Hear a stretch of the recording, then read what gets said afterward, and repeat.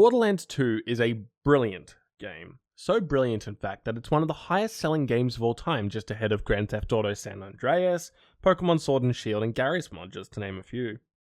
And over its 13-year lifespan, many playthroughs and challenges have been done on YouTube, limiting factors such as which manufacturer you can use, what type of gun you can use, not using guns at all and just beating everything to death with a large axe, only killing a boss once per playthrough, using completely useless guns and praying they work, beating everything to death with a stick. You get the idea. But one aspect of Borderlands that keeps bringing me back to the game after so many years of playing it is mods. Mods come in all shapes and sizes, from brand new items with unique effects, quality of life improvements, and even turning your fastball grenades into pizzas. I absolutely adore mods. So much so that around 6 years ago, I was one of these modders creating unique guns for a pack I was developing called Borderlands 2. I developed around 50 guns over the course of a few months, including remaking the Orion from Borderlands 1, a circular unkempt Harold, a pistol with shield buffs, and a literal flamethrower. Yeah, I converted the saw bar into an actual flamethrower. Really cool stuff. Check out the mod if you're curious. I'll link my old mod cabinet in the description for you guys to check out. Fast forward 6 years, and I'm browsing YouTube for some juicy content to watch. And what do I see pop up in my feed? Borderlands 2 bingo. This, of course, sparked my interest in wanting to play Borderlands again.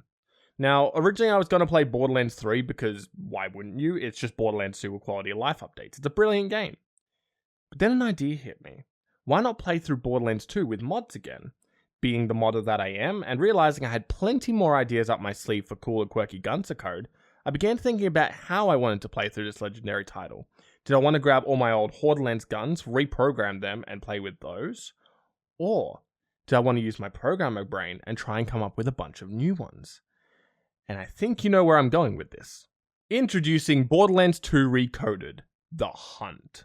The goal will be to complete the hunt checklist while reprogramming every single drop that I obtain. Keep in mind there's about 200 items to obtain, so this is no easy task. But this playthrough will go through normal mode, true Vault Hunter mode, ultimate Vault Hunter mode, and OP levels, finalizing with, hopefully, an OP 10 character with a wide variety of new custom items. This was no easy task, and it took me a very long time. But before we start recapping, let's go over some quick ground rules. Now, just to clarify as well, this is not a submission for the Hunt event. As this is a heavily modded run, and none of the original items will exist following my modifications, this is not going to be submitted as an official entry to the Hunt. However, a lot of those rules will be applied here. There are a lot of rules attached to this run, so if you don't necessarily care about the specific rules attached to this run, and you assume I'm following the rules that I set regardless, just skip to the timestamp on screen for the start of the run. Otherwise, these are the rules I set for myself. I will begin on a fresh level 1 character. I can earn XP however I want from regular in-game means. This means no save editing, no cheating in items, etc, etc. Gib will not be used at all to modify my character. However, I will use Gib to grab the part names for when I'm programming the guns. It will make sense when I show you how I coded my first gun. Alongside this, no badass rank. I think I have a ridiculously high badass rank of like 160,000, so this game would be an absolute cakewalk otherwise. Glitches are 100% allowed, but I tend to avoid them by default. I do some cool out of bounds tech and I do some cool jumps, but that's about as far as I would normally go. This one's a big one. No going backwards on playthroughs. Once I enter true Vault Hunter mode or ultimate Vault Hunter mode, I will not be allowed to go back to the previous playthroughs. Normally the hunt lets you go back one playthrough, but honestly, I don't think I'll need to. Plus, who doesn't love a bit of a challenge? There's plenty more rules on the Hunt website, which I'll link down below. For the most part, these are the rules that I'm following. However, I am banning any method of obtaining an item, not from its dedicated drop source, until after I reprogram the item. Once it's reprogrammed, I already have its points, so if I get it as a world drop, so be it. I will also allow cheese strats like Master Key Crushing, Digipeak Skips, and more. But these are just time savers in the grand scheme of things. Now let's get into the fun stuff, the bonus mods I'm allowing for my playthrough. Now I did mention before this is a heavily modded playthrough, and as such I'm allowing myself to have some bonus mods just to speed up the game a little bit. If you think this is cheating or not fair, there is a section in the mod that I'm going to provide that you can disable using BL2 to basically make it that you can just play through with the community patch and my custom guns. But I'm allowing these because I want to save a little bit of time, considering this run is still going to take me many hours. The bonus mods I am allowing for my playthrough are the unofficial community patch, as this just fixes a lot of the base game issues people have, ARPG style loot beams, which just adds bigger loot beams, BL2 Mega Timesaver XL, which is just a speed up mod for chests, doors, and other animations, Loot Midget World, which unlocks the Loot Midget sources to basically any containers. I won't reprogram the drops from them unless they're a dedicated drop or an approved world drop. New Gemstones, which is a skin pack I created years ago to change the skins for gemstone weapons. I may modify the skins slightly during the playthrough to improve them, however. No more fucking skin drops, which removes all the skins from all the loot pools, since I have them all anyway. One-way fast travels, which enables 4 one-way fast travels as permanent fast travel locations to make those farms slightly quicker. Keep in mind with this, we are still aiming to farm 200 items, so saving a few minutes on travel time won't be missed at all. And rendered cutscene disabler, which just disables cutscenes since I've seen them all at least 50 times each. I also have this list of Python mods as well. Auto pickup for ammo, cash, iridium, and health pickups. Backpack Manager, which just allows me to hold all the custom items I create. Be Gone Out of Bounds Loot, which teleports all the items into a walkable area for me to pick up. Sometimes floors are not floors and items fall through. Borderlands Easy Read Only for read-only farming some items. Better Spawns and Better Travel for Borderlands 3's respawn station mechanics and car teleports. Farm Counter for easy farm count visualization in clips.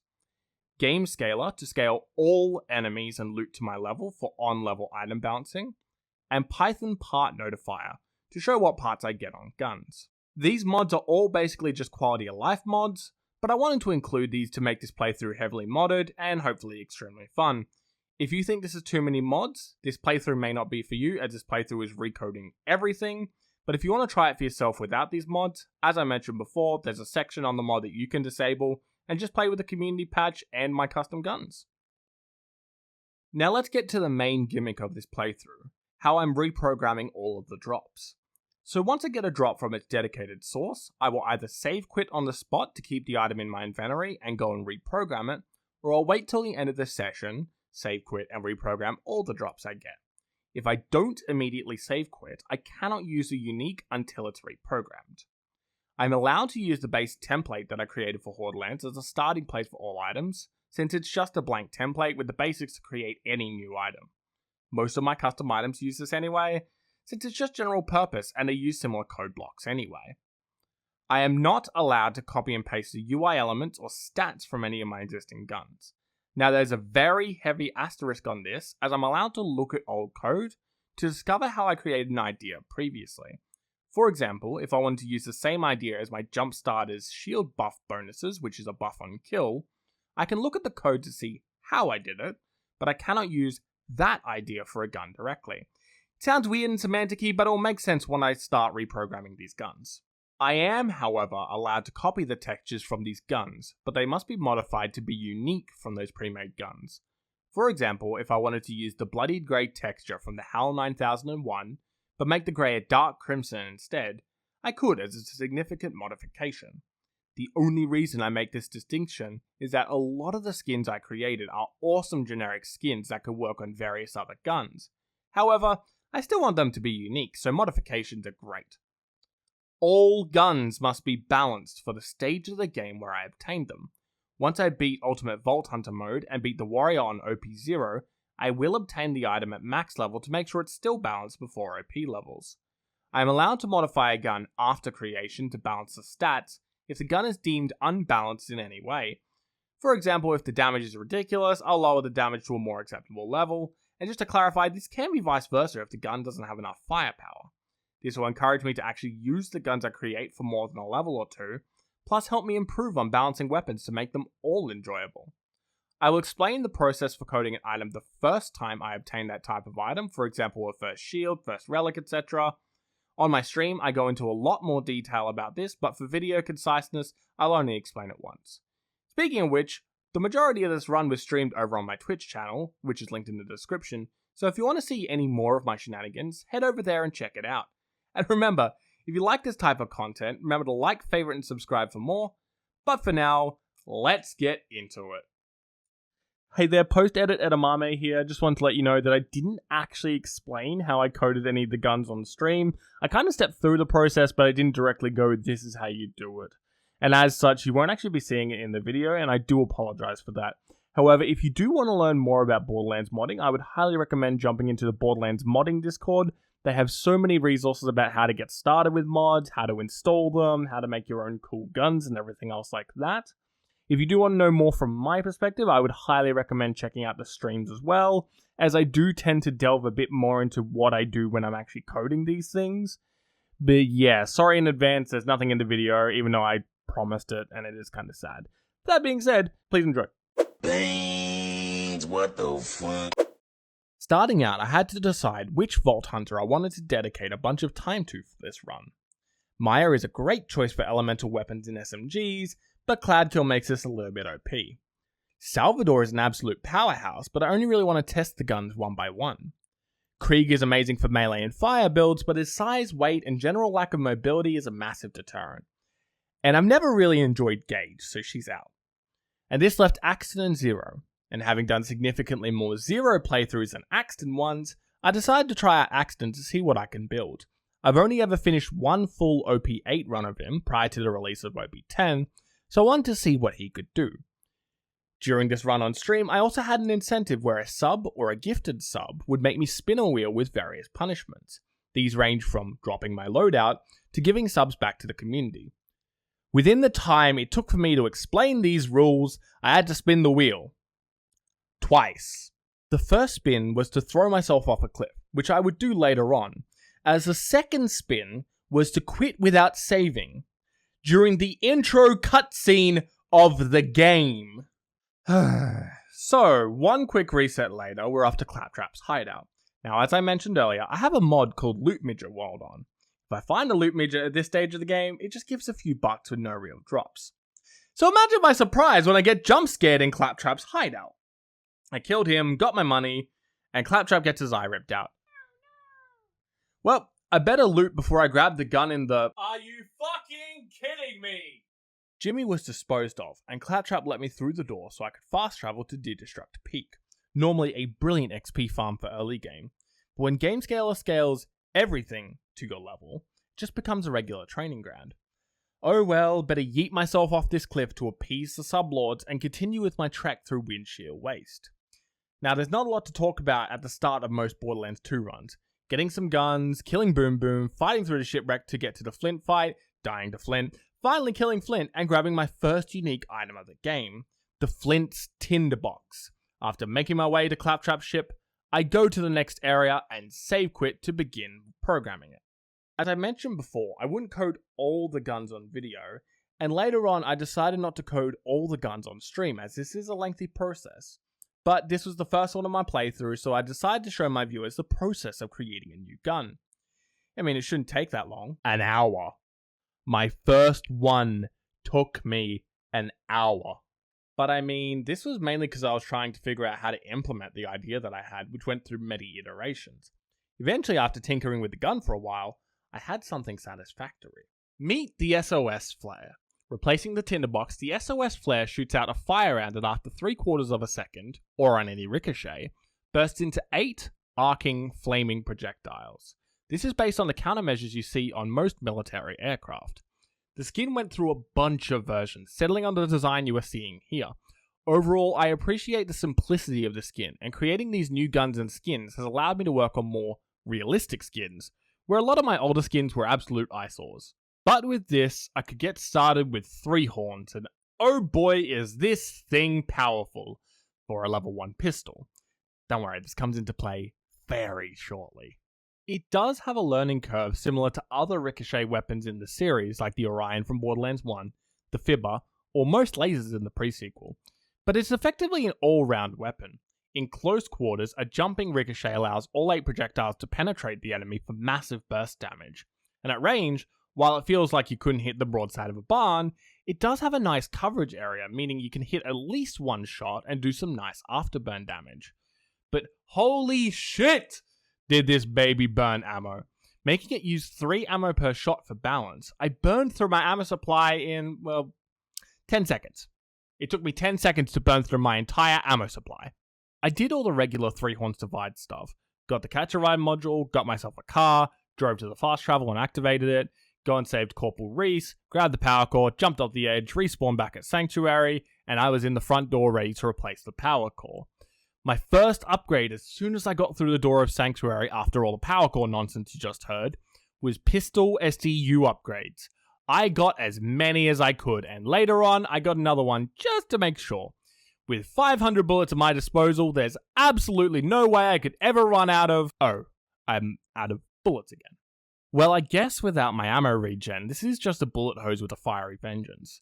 And another thing I forgot to mention is that splitting effect only applies if the bullet travels for the full 3/4 of a second or hits a wall, roof, or floor. Direct hits at close range are basically useless. Meet its balancing weakness. Regardless, grabbed the Assassinate the Assassins quest, made my way to Three Horns Valley, turned on the power, went to find the E-Tech weapon, killed Doc Mercy, grabbed his E-Tech weapon, killed bandits with it, went to Southpaw Steam and Power, killed a few more bandits with it, proceeded to get absolutely none of the fucking drops from any of the assassins, went back to Sanctuary, handed in the quest, grabbed Lilith's Echo, and I was on my way to Frostburn Canyon. By the way, I may have forgot to mention this, but I was killing whatever I could along the way to not only gain XP, but to try and get a new unique item.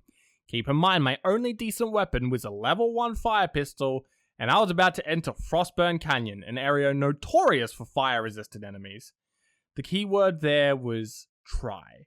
I killed Doc Mercy twice, Savagely 3 times, and Bowl twice. I got nothing. Yes, I probably should have stayed and farmed them a bit more, but absolutely nothing other than the guaranteed tinderbox was, painful. Regardless, I kept my chin up and I went to Frostburn Canyon. I led a loot Goliath around the area to get a Godliath goon, killed him for, well, not much really, entered the cave and went up to the left to grab my second, guaranteed, unique item, the Lasco. One of the rules I did set was until a unique is reprogrammed, I cannot use it. This stops me from grabbing something like the Herald and just using it until I decide to quit in code. Keep this in the back of your mind as I continue progressing, as I can almost guarantee you, it came back to bite me in the ass later on. More Frostburn Canyon stuff, checking chests, back to Sanctuary to the Bloodshot Gate, entering the dust, meeting Ellie, checking for a Gwen's head, no, I didn't get one, killing bandit cars, fast travel back to Ellie's, fixing the technical, driving back to Bloodshot Stronghold, entering it, realizing everything there is level 11 to 13, Badmore spawns in and immediately tries to ruin my day. Luckily, with a bit of dot damage and some cheeky angles, I was able to take down Badmore. Hooray! Now let's get into... Oh no. Meet Bloodshot Stronghold. In a regular playthrough, not that difficult as long as you keep shooting using nades as needed and not overcommitting. But I scaled the entire game. Three Horns was level 5 and I didn't get any other good guns. The Dust scaled back to level 5 and there was no other good guns. I'd only obtained one other unique item and I was holding off on programming it. My fire pistol could handle this. Or so I thought. I proceeded to get absolutely fisted for 30 minutes by anything that wanted my head before getting to Roland. Then proceeded to get absolutely fisted on the ramparts for another 15 minutes because I decided fighting is not the mood and ammo was a very short supply. Hey, did you know if you don't kill the warden fast enough, he takes Roland away to the Friendship Gulag, that area that you visit during the Good, the Bad, and the Mordecai to set up the Lyuta farm? Yeah, I knew this fact already, but I never thought I'd see the day where Roland actually gets taken there. So one Roland abduction later, and I was back to Sanctuary getting ready for a trip to the Dust. But this marked the end of day 1 of the stream, where I thanked my chat, said goodbye, ended stream, and immediately went out shopping. Yeah, Bloodshot Stronghold really did a number on me. That evening, though, I realized that I really needed a new gun. Fire wasn't cutting it in some areas, and my Lasco was sitting there being, well, actually useless. So I started spitballing ideas. I knew I wanted it to be shock, and to always be shock, so I could lean on a lightning-y design. I had a circuit board design from the Poindexter that I kinda liked, but it was tacky and it felt like it was kinda stuck on the gun. But that's when I found the holy grail of textures. Meet common gun materials, patterns, pattern, Jacobs, case hardened. Now to non-modders, aka most of the community that doesn't delve into this game's code, this just sounds like a bunch of technical mumbo-jumbo. But please, allow me to explain. This texture is normally seen on Jacob's legendaries, but can also be seen on the Octo, Bane, and Volcano. This texture is amazing. It's grungy without being scratched, it gives guns a rugged feel as most of the guns in this game should be for being on Pandora, and it can be scaled to give some amazing visual effects. This was my ticket. After messing with the texture, I landed on this case-hardened texture tinted a light blue, but dulled to make it less saturated. Combine this with lightning textures on the other parts of the guns, and I had the makings of a cool ghost or spectral gun. After making the stats, it was ready. Here is the Raiju. Replacing the Lasco, the Raiju always comes in shock and fires the spectral bullets I previously mentioned. This SMG has a slightly smaller magazine, but only costs 1 ammo per shot and only fires 1 bullet per shot. When aiming down sights, this has a high fire rate 5-round burst. On top of this has a slightly increased dot chance and damage to lean into the shock element. This was named after the Japanese spirit, which translates to Thunder Beast. Regarded as the embodiment of lightning in animal form, Raiju was seen as divine beasts who rode on bolts of lightning during thunderstorms. Just a cool bit of Japanese legend for you guys. This texture is so nice. The desaturated texture gives an almost ghostly feel to the gun, combined with lightning as a reference to the lore mentioned previously. Testing this gun felt like so much fun. The spectral bullets do give a little bit of screen burn if you shoot the exact same spot, but thanks to the slightly reduced accuracy, this has a bit more balance. On top of this burst feels almost like a baby Torrent SMG from the pre-sequel. Less damage, less ammo, slightly slower fire rate, and slightly less accuracy. But for a free-to-obtain gun without the need to farm any boss, worth the sacrifice. But this wrapped up day 1 of the playthrough, with 2 uniques created. I loved getting back into modding and starting to make more unique guns with realistic-looking textures. I now understand my code a lot more as I've grown up, which allows me to take some of my older concepts and flesh them out in a different way. On top of this, I was using some of my older skin concepts and modifying them to be less saturated and gaudy, and something more akin to what you'd see in Borderlands 2.5, Exodus, or any of the other amazing mod packs out there. I was thrilled with the result, and I was excited to try out my new Raiju in day 2.